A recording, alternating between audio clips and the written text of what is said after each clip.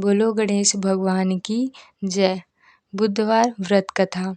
एक समय की बात है कि साहूकार अपनी पत्नी को लाने के लिए अपने ससुराल गया। कुछ दिन रहने के बाद उसने अपनी पत्नी के साथ अपने घर आने की सोची। दुर्भाग्य से उस दिन बुधवार का दिन था। लड़की के परिवार वालों ने कहा कि आज बुधवार का दिन है, जो कि किसी कार्य हेतु शुभ नहीं माना जाता है, इसलिए आज तुम मत जाओ। किंतु साहूकार ने किसी एक की न मानी और पत्नी समेत अपने ससुराल को घर प्रस्थान कर दिया। रास्ते में साहूकार की पत्नी को प्यास लगी। उसने साहूकार से कहा। साहूकार ने कहा, तुम बैलगाड़ी में ही बैठे रहो, मैं पानी लेकर आता हूँ। जब वो पानी लेकर आया तो उसने देखा कि उसकी शक्ल का एक आदमी उसकी पत्नी के साथ बैठा है।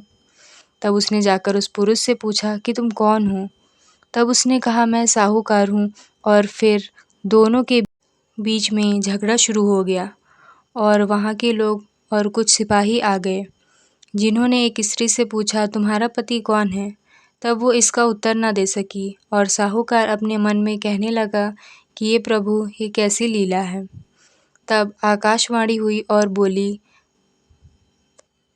मूर्ख, आज तो बुधवार का दिन था, तब भी तूने आज ही गमन किया। ये सब भगवान बुद्ध देव के प्रकोप से हो रहा है, वो तुझसे रूठे हुए हैं। तब साहूकार ने भगवान बुद्ध देव से क्षमा याचना की। तब तो आकाशवाणी खत्म हो गई और इंसान के रूप में आए बुद्ध देव भी अदृश्य हो गए।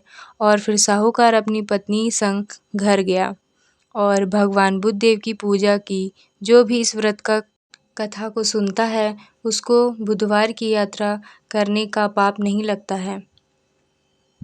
समतापुर नगर में मधुसूदन नामक का एक व्यक्ति रहता था। वह बहुत धनवान था।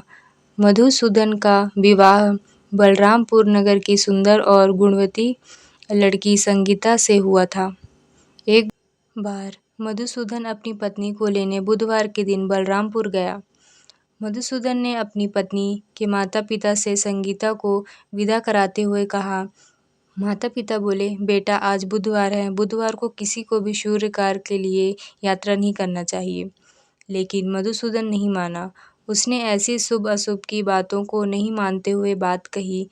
बहुत आग्रह करने पर संगीता के माता पिता ने विवश होकर दोनों को विदा कर दिया। दोनों ने बैलगाड़ी से यात्रा प्रारंभ की। 2 कोस की यात्रा के बाद उसकी गाड़ी का एक पहिया टूट गया। वहाँ से दोनों ने पैदल ही यात्रा शुरू की। रास्ते में संगीता को प्यास लगी। मधुसूदन उसे एक पेड़ के नीचे बैठाकर जल लेने चला गया। थोड़ी देर बाद जब मधुसूदन कहीं से जल लेकर वापस आया तो वह बुरी तरह हैरान हो उठा, क्योंकि उसकी पत्नी के पास उसकी ही शक्ल सूरत का एक दूसरा व्यक्ति बैठा हुआ था। संगीता भी मधुसूदन को देखकर हैरान रह गई। वह दोनों में कोई अंतर नहीं कर पाई। मधुसूदन ने उस व्यक्ति से पूछा, तुम कौन हो और मेरी पत्नी के पास क्यों बैठे हो? मधुसूदन की बात सुनकर उस व्यक्ति ने कहा, अरे भाई, यह मेरी पत्नी संगीता है। मैं अपनी पत्नी को ससुराल से विदा कर लाया हूँ। लेकिन तुम कौन हो जो मुझसे ऐसा प्रश्न कर रहे हो? मधुसूदन ने लगभग चीखते हुए कहा, तुम जरूर कोई चोर या ठग हो।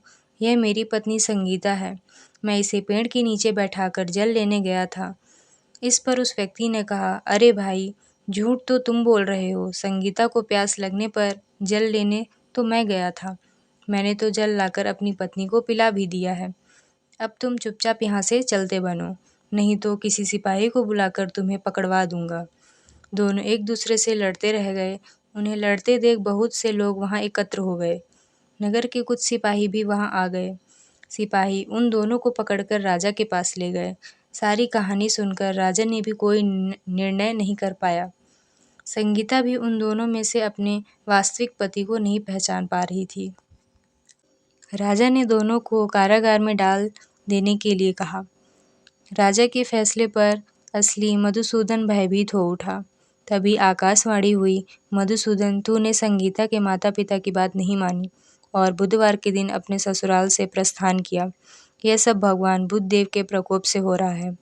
मधुसूदन ने भगवान बुद्ध देव से प्रार्थना की कि हे भगवान बुद्ध देव, मुझे क्षमा दीजिए। मुझसे बहुत बड़ी भूल हो गई।